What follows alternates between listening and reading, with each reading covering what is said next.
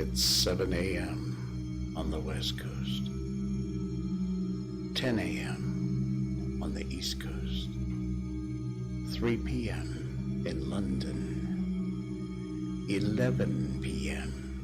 in Kyoto, Japan, and in Malaysia, it's midnight.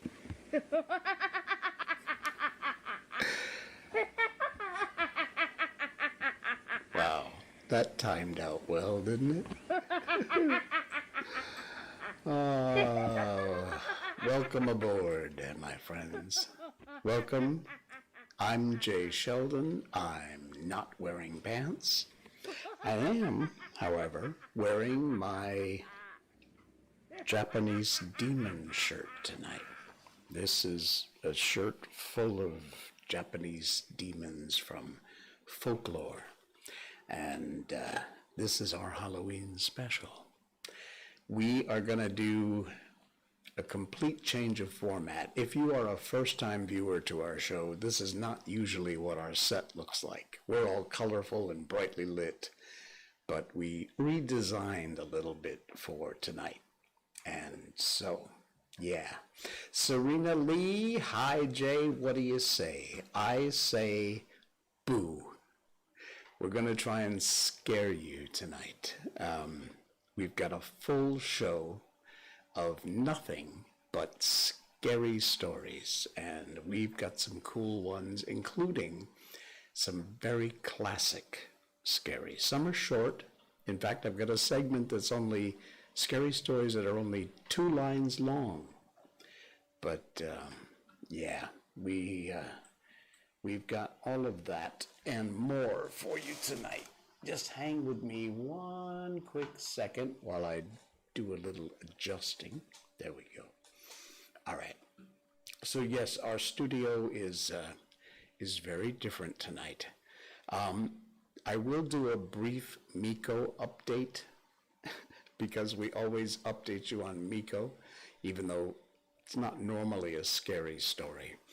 But I couldn't do a show without a Miko update. And it relates to tonight's Halloween theme. She's on meds because of her recent hospital stay, and she is not the kind of dog that likes taking meds. She fights all the time, including biting.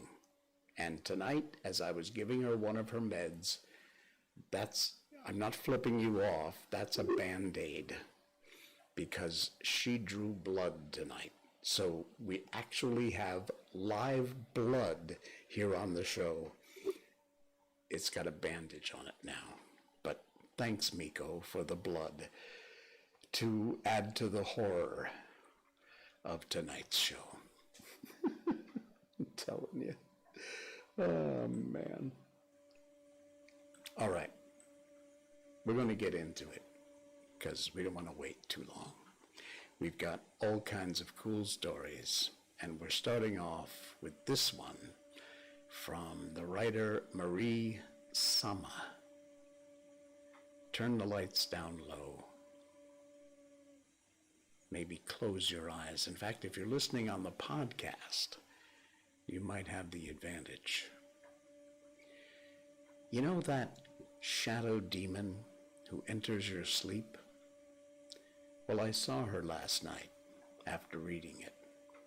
She tried to whisper, but I couldn't wake up. Instead, my dream catcher woke me up after taking her in my bad dream. I never knew that could happen. Hell, she knew.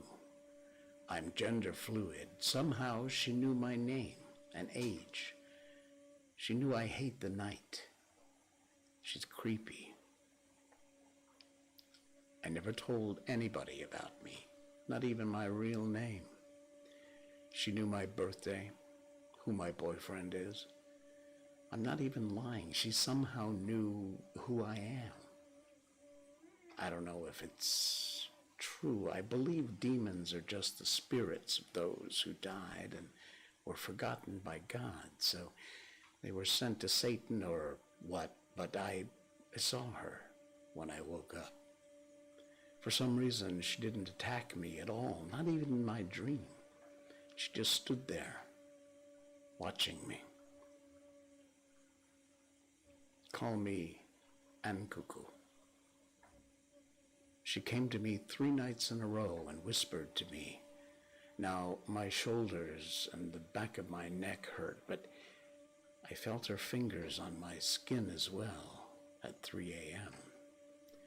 She came to me last night and said, "Please do not be afraid.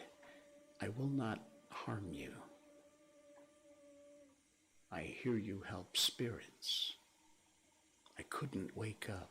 Something in my garden woke me up. And this is what she said.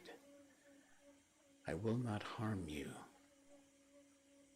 I just want to talk to you. Trust me, I won't attack. I hear from Satan that you help spirits of kids. You see, your great aunt, who died 2 years ago, that's what she said. I woke up and started crying at the memory of my great aunt. And yes, I talk to ghosts 24/7 to help them find peace. I've helped 13,000 over spirit kids find peace. Be warned. Some of these are weird. All right, this from Kanyel J. This is actually a true story. It's been documented. In 1984, a woman was sitting at home reading when she suddenly heard a very clear voice inside her head. The voice told her, "Please don't be afraid. I know it must be shocking for you to hear me speaking to you like this, but this is the easiest way I could think of. My friend and I used to work at the Children's Hospital, Great Ormond Street, and we'd like to help you." After a series of medical tests, including psychological assessments, the patient was eventually diagnosed with a large, benign melangioma brain tumor. The voice continued to speak to her throughout the medical testing. After the surgery, she had to remove the tumor. The patient heard from the voices one last time after regaining consciousness when she heard them say, "We're pleased to have helped you. Goodbye." After that, she reported no post-surgical problems, and she never heard the voice again. The study of a patient diagnosing her own brain tumor with the help of mysterious voices in her head was actually published by the British Medical Journal. Wow. True story. My grandfather passed away just a few weeks after I was born. Never met the guy, never knew what he looked like. When I was 5 years old, I started to see this man in our rocking chair. I called him the rocking chair man. My parents thought it was an imaginary friend and I was just going through that stage, but it started to bug them when I told them about it every single day. And finally, they questioned me about it. I told them every detail I could remember. And finally, they showed me a picture of a man. It was my grandfather. To this day, I'm 22 now. Every time I dream, he's in the background somewhere. I remember when I dreamed about my high school graduation, and I looked in the stands. I saw him there with my parents. I like to think he's just watching out for me, being there when he's not really there. Several years ago, when my daughter was just over 5 years old, 3 years old, my husband and I were watching a TV show about 9/11. It was on or around the anniversary of the event. My daughter, who was coloring nearby, looked up when the screen showed a plane hitting one of the World Trade Center buildings. She looked us straight in the eye and said, "I died there." Then she just went back to coloring like she hadn't said a word. We never talked to her about the concept of death, never discussed 9/11 with her, and since then she's not said anything else about it. But now if something comes on TV about 9/11, she says, I don't want to watch this. This particular section is all full of true stories. The Hampton Court Palace in Surrey, thought to be one of the most haunted in England. According to their website, this castle is officially haunted by at least 3 specters. Catherine Howard, the screaming lady in the haunted gallery, has been spotted multiple times over the years by palace workers and guests alike. Sybil Penn, the Grey Lady of Hampton Court Palace, has been spotted roaming the palace since her tomb was moved back in 1829. However, the palace's most notable haunting is Skeletor. This creepy apparition was actually caught on the palace's CCTV in 2003. On 3 consecutive days, palace security staff were called to close one particular fire door near the palace's introductory exhibition. On the first day, the CCTV footage showed the doors flying wide open with a great force, but there was nothing there to reveal why. On the second day, the same thing happened, but this time, a ghostly figure in period dress suddenly appeared on the screen and closed the doors. They added the doors opened again on the 3rd day, but there was no further sign of the ghostly doorkeeper.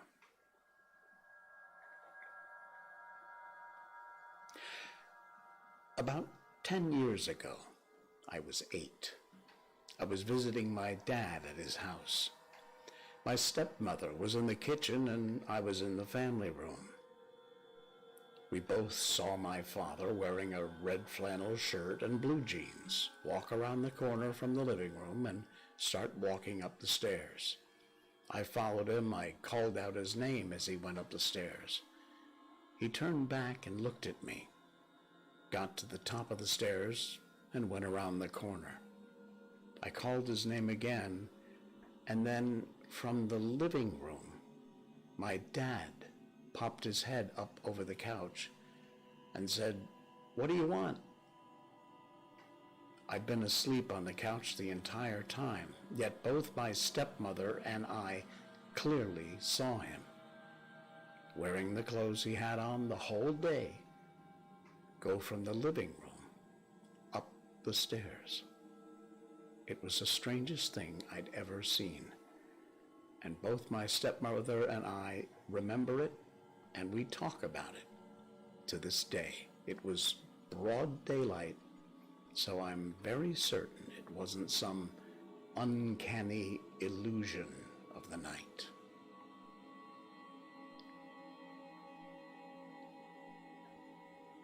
When my oldest sister was little, like 3, she asked my pregnant aunt to pick her up and hold her. My mom said she was like, "She can't pick you up, honey. She has a baby in her tummy." And then my little sister was like, "That baby is dead." My mom freaked out, but my aunt and grandma were fine, and they were telling my mom it was all good. She was just a toddler and didn't know what she was saying. But lo and behold, my aunt went to the doctor the next day for a routine pregnancy checkup, and the baby had passed from Stanley. Scary stuff. These are true stories documented. I was living in a house in Laguna Beach that had been there since the 1920s, and in its history was a speakeasy, a brothel, a house for smuggling illegal immigrants. One day, my new wife and I were having an argument. I can't even recall what it was about.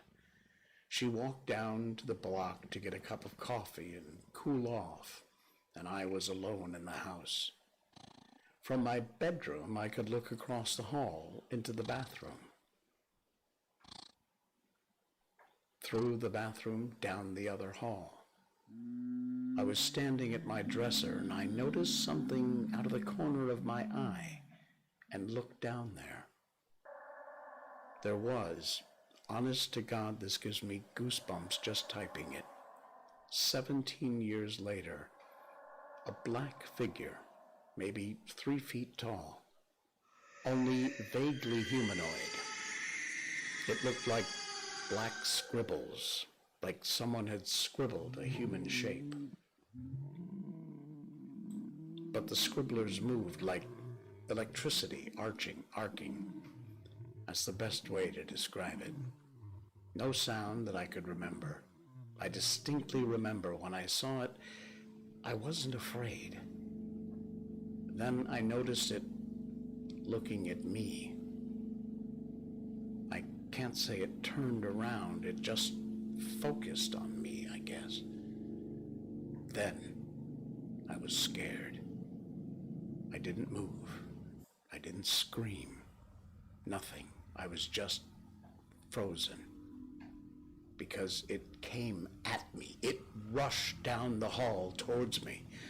I have no idea what it intended, but as soon as it entered the bathroom, the door closest to me just slammed shut on it. And then I screamed. I yelled for my wife. She wasn't home. I went outside into the daylight, and I didn't go back into the house until about 10 minutes later, and we never saw it again. Wow.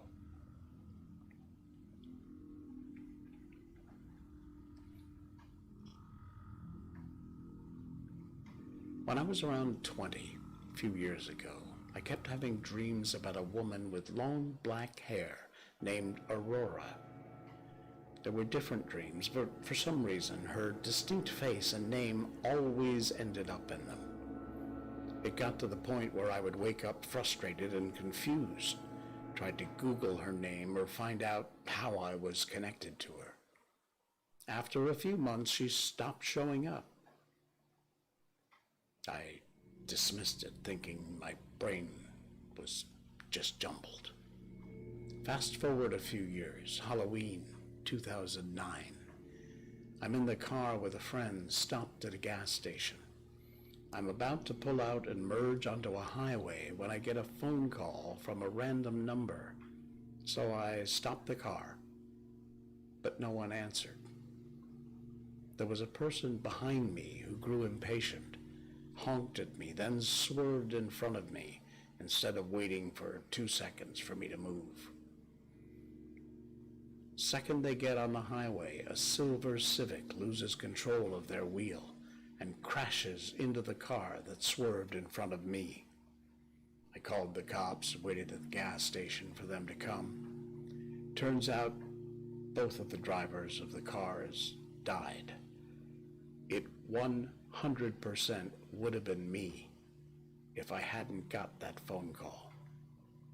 Called it back a few hours later out of gratitude and curiously rang 3 times, went to voicemail. And the voicemail said, "Hi, you've reached Aurora. Please leave your name and number." Called it again the next day because I was confused about the whole situation. Some woman answered. We get to talking. I tell her the entire story, including my dreams. She tells me she doesn't know how I got her number, and she never called me as far as she remembers. I asked if she has a Facebook to confirm it, and in fact, when I checked her profile, she is the woman in my dreams. It's her. Wow. All right, I need a break for some coffee. I got a bunch of these, folks. They just get weirder and weirder, so stay with me. Very strange. I'm probably the only 16-year-old boy who sleeps with a doll. You see, when I was about 6, I realized I really liked girl stuff. I didn't mind being a male, but all the female stuff was the stuff I really wanted. Sadly, my mom didn't see it like that. She threw away anything of mine that represented girl stuff. She says it wasn't right. But there was one girl-like object my mom didn't trash, and that was my great-grandmother's doll. My great-grandmother's doll had blonde hair, blue eyes. Her lips were faded blood red. She had a slight blush and wore an old work dress. Her name was Ella.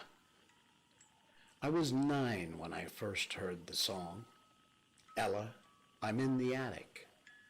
I fell in love with that song.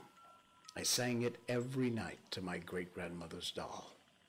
I think she liked it because while I sang, she smiled. It seemed to grow wider. However, as the years passed, I slowly forgot the song.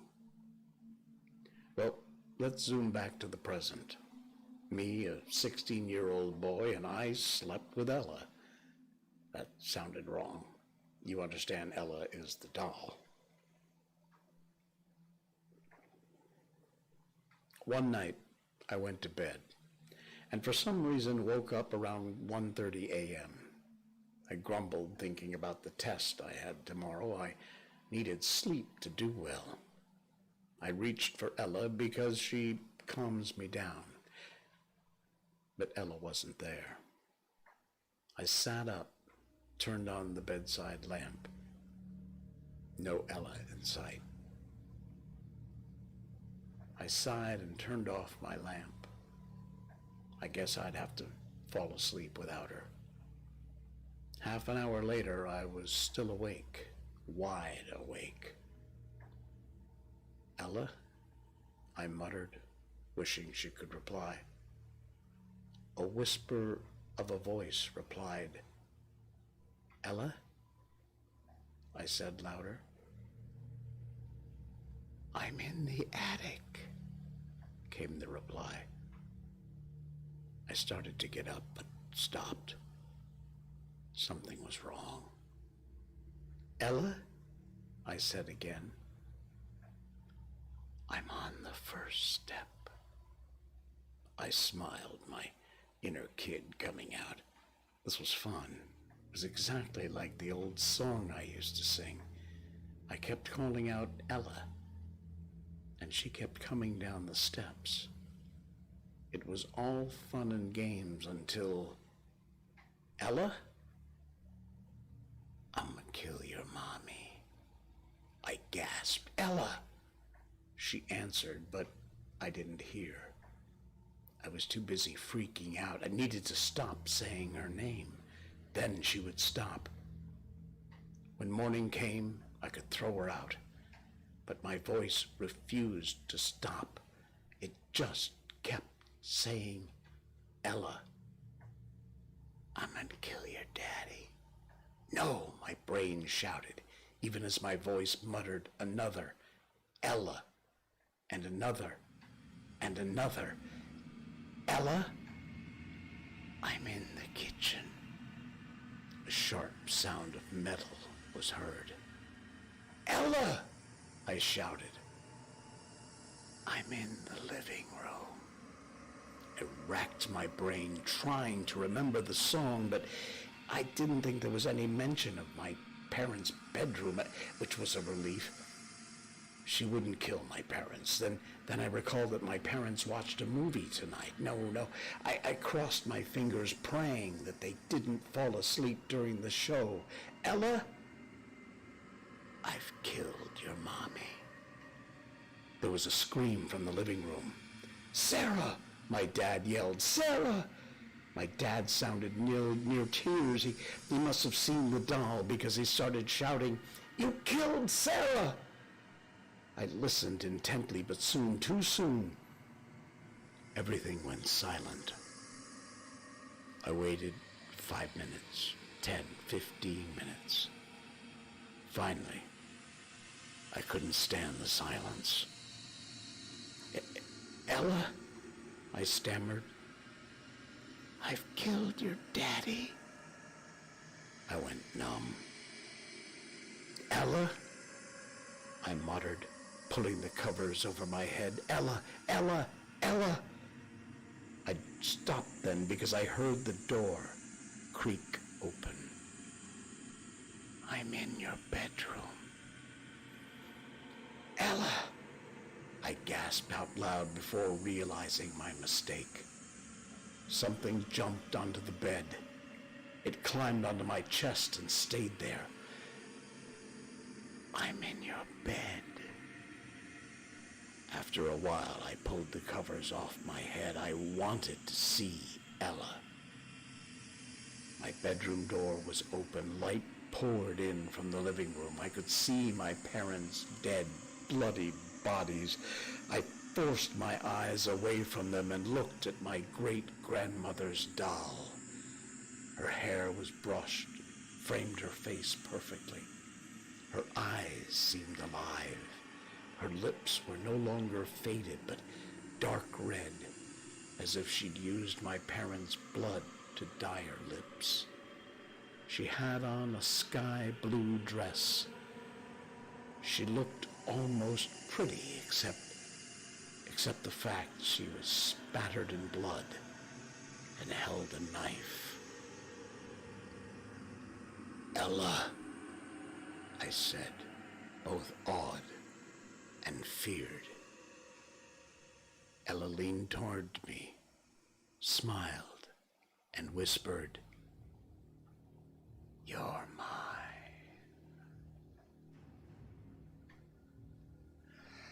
Oh my. Okay, that was a good one. Dang, the story of Ella.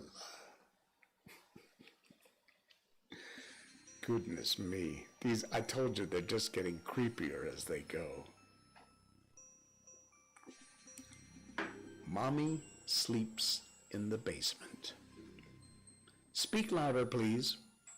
I put my hand up next to my ear from the back of the room, signaling her that she would need to raise her voice. She took a deep breath. I could see anxiety turning her cheeks beet red as strands of blonde hair began to fall out of the same nappy ponytail she wore every day. There was something so familiar, but I couldn't put my finger on it. With her face glued to the paper, too afraid to make eye contact, she quickly sputtered out, "My name is Paisley Jackson, and this is my poem called My Family." Paisley was a shy little girl. In fact, she was one of the quietest students I'd ever had in my 10 years of teaching. I guess being the youngest of 11 will do that. Surprisingly, she was very smart, unlike the rest of her siblings who were dumber than a box of rocks. Lord, the Jackson kids were such a headache. Except for Paisley, of course. I just wish I could have given her more opportunities to improve her future. Now, don't get me wrong. I tried to help Paisley. I really did. I gave her clothes, food, even had funds lined up for her, but living dirt poor in a shack out in the middle of the desert was a bad hand to be dealt in life. Besides, no matter what I did, it wouldn't have made a difference. Everyone knows the cycle of poverty is almost impossible to break. I crossed my legs, pen in hand, preparing for yet another bland story about a family I'd never get to meet. If you've ever worked with underprivileged kids, you'll know that guardian involvement is quite rare. I have two mommies. One named Betty can make good spaghetti. I call her Mom. She's the one that's married to my dad. One named Claire with pretty yellow hair. I call her Mommy. Daddy calls her his project, his hobby. I've seen hundreds of polygamist families, so this didn't strike me as odd. Mom takes care of all of us. She can do that because she's tall. Mommy wears a silver pretty bracelet. She wears it because she's so famous. Wouldn't be the first time I saw kids coming up with stories about celebrity parents to add excitement to their ordinary lives. I just didn't expect it to come from Paisley. Mommy has me and Tommy. He's one of my older brothers. Mom is a lot older. She has all the others. I cringed. That meant that one of Paisley's mothers had given birth to 9 children. I couldn't imagine going through that many pregnancies. Dad says me and Tommy are a gift from God. He'll never hit us with a rod. His pride and joy is Tommy, but he says the only person he loves is Mommy. I looked up from my grade book with a line about a rod catching my attention. However, this wasn't the first time one of my students has accidentally reported abuse. Mommy is having another baby. She's mad because Dad wants to call it Daisy. Mommy can't have any more kids. Her last one dies of SIDS. Shifting in my seat, I scribbled down a note reminding myself to deliver my daughter's old baby clothes to Jackson's shack, and as a mother myself, I know babies can be expensive. Dad says she did it on purpose because she wanted to run off and join the circus. Mom says it wasn't her fault. I promised to keep that secret between me and her fault. I shook my head in sadness. How could someone blame a grieving mother for something she couldn't control? Mommy was one dad choose. He watched all her school shows. They were joined in the night. Daddy says inside her is a lot of fight. Mom is just a cover. Dad doesn't really love her. I threw my hand up gesture, meaning stop. I had taught my students, but Paisley didn't look up. She continued to read, oblivious to my disappointed frown. Mommy says she needs to get out. She needs to show me what life is all about. Dad gets mad. It's his biggest pet peeve. Mommy is sad. She just wants to leave. Mommy sings to me her favorite song. Mom says Dad's head is wired wrong. Shaking my head, I sighed. Another child with so much potential, such a kind heart, stuck in the middle of a lover's quarrel that didn't even involve her. Last birthday, I wanted to wake Mommy to see her favorite basketball team. Mom made me a cake with frosted buttercream. I go to see the Knicks, but Dad said he made a mistake he couldn't fix. Nothing is the same anymore. I don't know why for sure. Now Dad cries at night alone. He asks God, what have I done? To Mom he no longer tends. He hopes the baby will make amends. Paisley rose her head up with a smile, looking for my approval. Although I was appalled at the inappropriateness of her open, I didn't want her to break her spirit, so she was clearly very proud of it. Scolding her for something that wasn't her doing was just going to send that little girl back in her shell. So instead I clapped, making the rest of the class, who were too young to understand the gravity of the situation, also applaud. Mrs. June, I brought a picture of Mommy for extra credit. It's got one more part of the poem. Can I show the class? I nodded my head, thinking there couldn't be possibly any details worse than what she'd already presented. Paisley reached in the front pocket of her worn-out hand-me-down dress, pulled out an old, aging photo. She dipped the flaking picture around, displaying it as if it were her most prized possession. My blood ran cold when I finally figured out why Paisley looked so familiar to me. In what seemed to be a school photograph, smiling ear to ear exactly like Paisley, was a young woman by the name of Claire Daisy, a high school student popular for her ability to gain the lead in nearly every school play that went missing without a trace 12 years ago. No witnesses, no evidence, no body, nothing. The case was covered in every news station for a while because of how peculiar it was, until people just lost interest.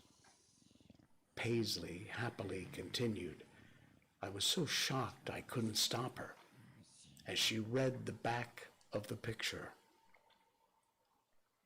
There is one thing I don't understand, and maybe you'll have the answer at hand. If Dad's love for Mommy will never sway, why did he treat her that way? Mom lays her head on a nice soft bed, but Mommy sleeps in the basement under a big slab of cement.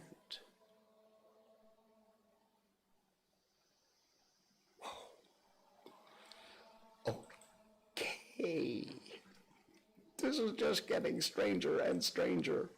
I'm telling you. I promised you these were going to be weird, and they are. Okay, what do we got? Okay, let's do a little break here. I've got a lot of stories tonight. I'm not going to get to all of them. But one of the things I found was 2-sentence horror stories. Seriously, 2 sentences. Trust me, they exist. And they're weird. 2-sentence horror stories. There was a picture in my phone of me sleeping. I live alone.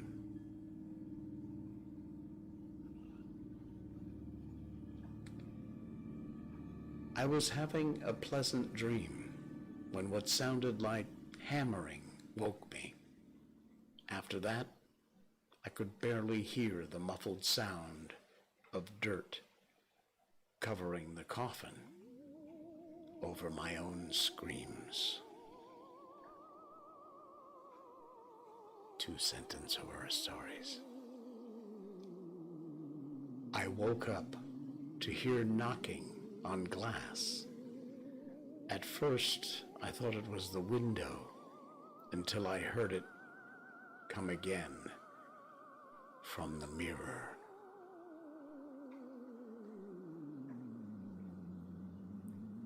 I can't move, breathe, speak, or hear, and it's so dark all the time. If I knew it would be this lonely, I would have been cremated instead. Nice. My wife woke me up last night to tell me there was an intruder in our house. She was murdered by an intruder 2 years ago.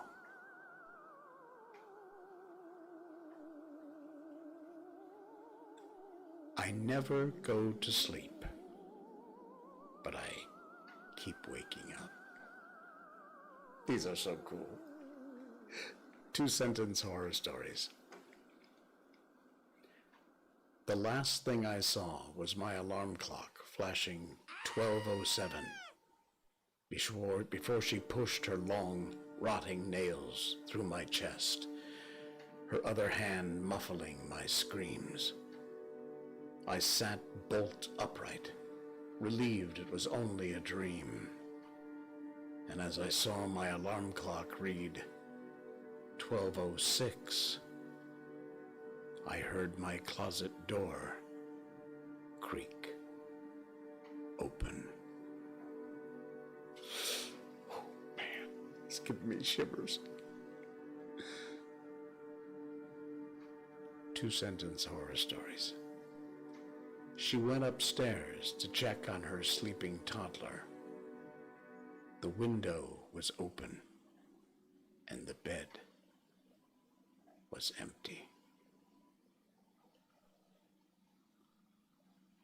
"I can't sleep," she whispered, crawling into bed with me. I woke up cold, clutching the dress she was buried in.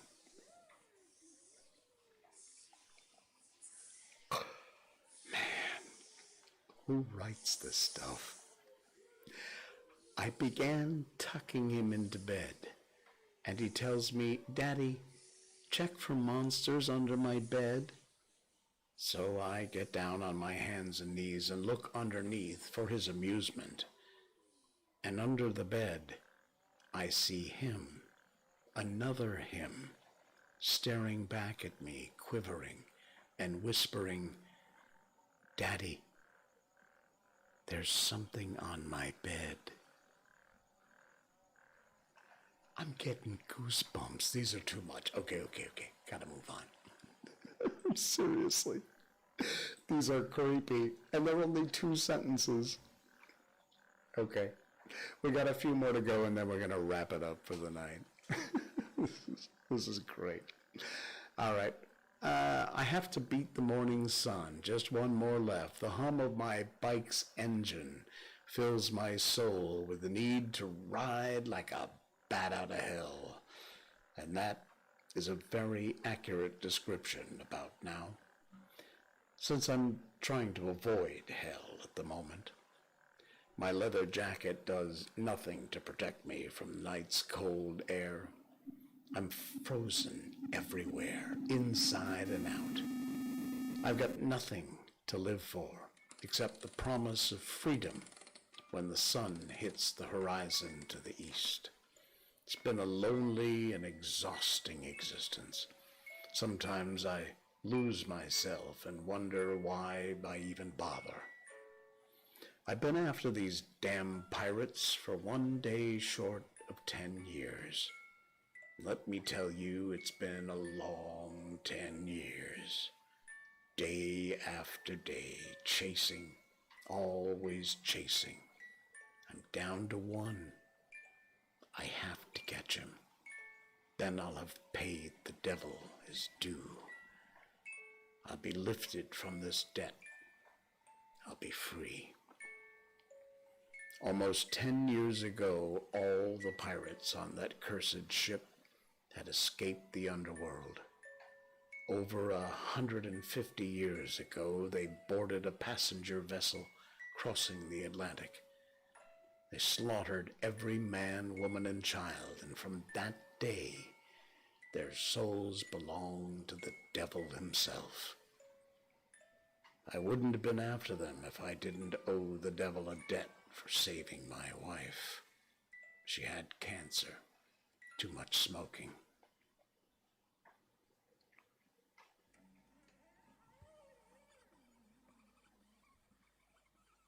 I knew I was going to lose her.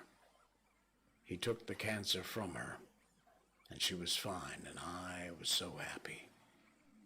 But the problem with making a deal with the devil is he always wins.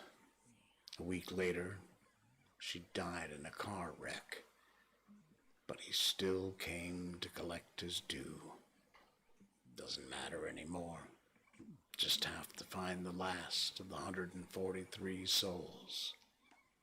There he is, over the horizon, Captain Black. I can smell the rotting flesh and sulfur. His eyes burning red with flames. Blasted zombie, he's been waiting for me. Suddenly he turns and speeds across the open roads. He doesn't need a bike or any other vehicle. He uses his demon speed and glides upon a black mist. I go faster. I've almost got him. A loud crack echoes through the sky. What the hell? I look over my shoulder, and there on the horizon is the first glimpse of the sun. No, I've got to go faster. I'm almost there. The sky brightens. It's not fair. I'm racing the sun. I've got to go. Faster, faster. Hello, James. The devil appears before me in a flash. No! I gave you 10 years to collect 143 souls. And guess what? You only gave me 142. Such a shame. Cuffs of burning flame encircle my wrist, pulling me down, down, down, as I ride with the devil. Yeah, that one called Ride with the Devil. Scary toast. All right, just a few more to go here, and then we're going to wrap it up for the night. Hope you're enjoying our scary story time. Growing up, my bedroom was the only one that faced the front of the house. When I was about 8 or 9, I woke up to my dad calmly but firmly telling me to get up, go into the bathroom, and shut the door. I was annoyed because I was half asleep, but I listened. Apparently, I was more tired than I realized, because I fell asleep on the bathroom floor. The next morning, I asked my mom what happened. She seemed oblivious and confused. I looked at my dad like she was crazy, and I asked him, "Why did you wake me up?" He denied doing it. I was becoming frustrated to the point of tears, but ultimately I let it go. Fast forward to college. I was home one break and I decided to ask again. I thought of that night off and on for years, and it still bothered me. This time my dad goes, "I was wondering if you even remembered that." Turns out a lot of houses on our block were being vandalized and robbed all those years ago. Someone had broken into the garage and was inside my house. My room was partially over the garage. My dad heard it happen again and quietly got me to safety. The police were called. The guy ran. He was never caught. However, my parents didn't want a terrified kid on their hands, so for years, they pretended nothing ever happened. It wasn't supernatural, but it sure was unsettling.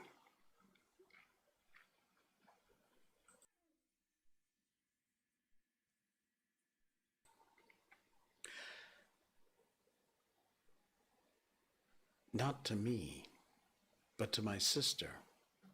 Her husband had just had their first child a few months prior. My brother-in-law was working the graveyard shift as his job, and my sister stayed home, taking care of my nephew.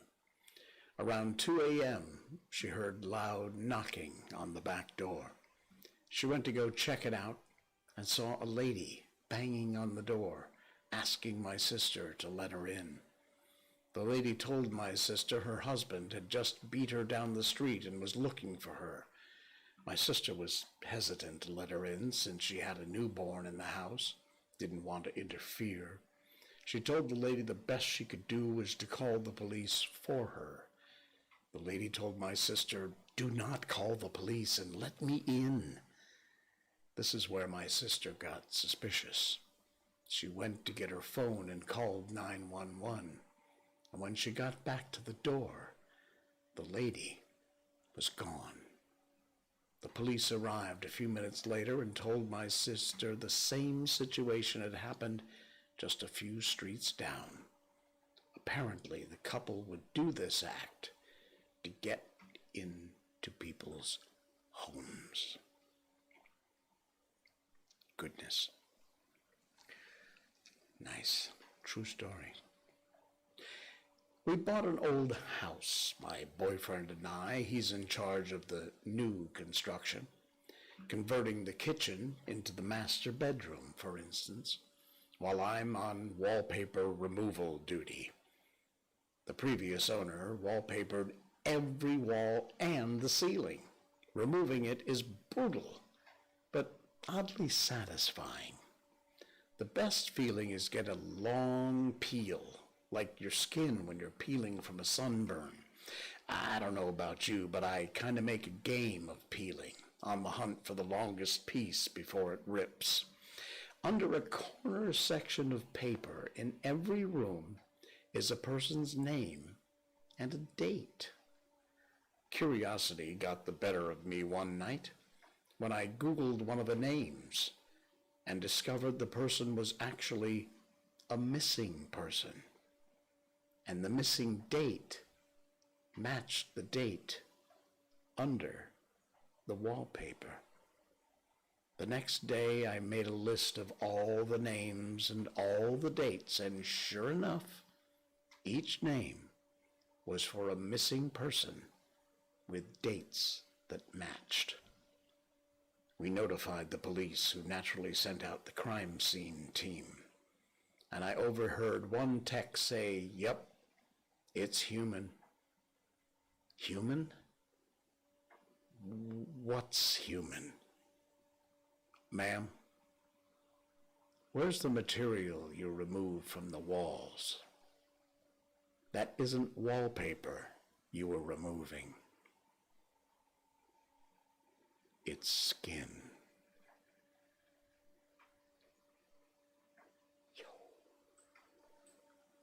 Goodness me. Okay. I hate it when my brother Charlie has to go away. My parents constantly try to explain to me how sick he is, that I'm lucky for having a brain where all the chemicals flow properly to their destination like undammed rivers.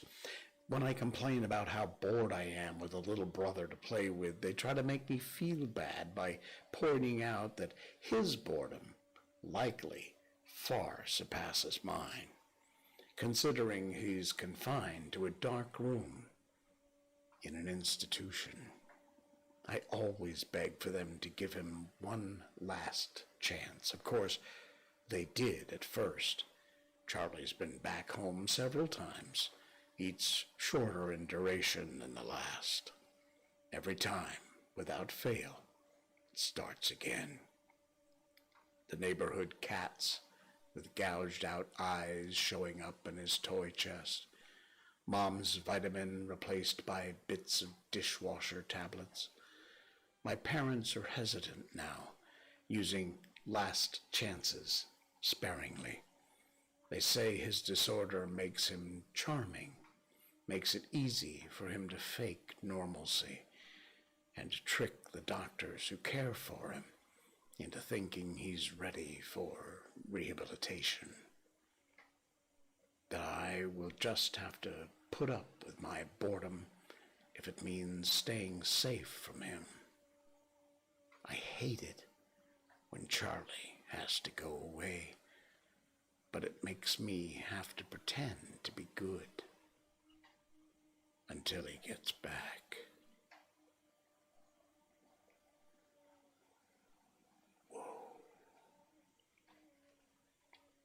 Okay, one more, and then we're out of here. He woke to the huge insect-like creatures looming over his bed and screamed his lungs out. They hastily left the room, and he stayed up all night, shaking, wondering if it had been a dream. The next morning, there was a tap on the door. Gathering his courage, he opened it to see one of them gently place a plate filled with fried breakfast on the floor, and then retreat a safe distance. Bewildered, he accepted the gift. The creatures chittered excitedly.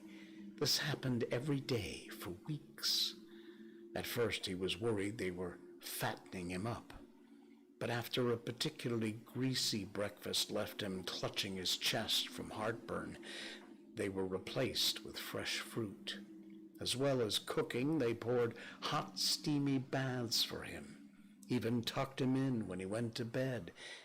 It was bizarre. One night, he awoke to gunshots and screaming. He raced downstairs to find a decapitated burglar being devoured by the insects. He was sickened, but disposed of the remains as best he could. He knew they'd just been protecting him. One morning, the creatures wouldn't let him leave his room.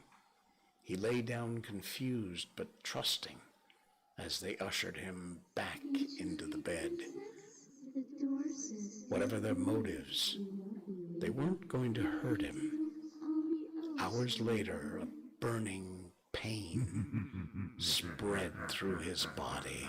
It felt like his stomach was filled with razor wire. The insects chittered as he spasmed and moaned. It was only when he felt a terrible squirming feeling beneath his skin he realized the insects hadn't been protecting him. They'd been protecting their young.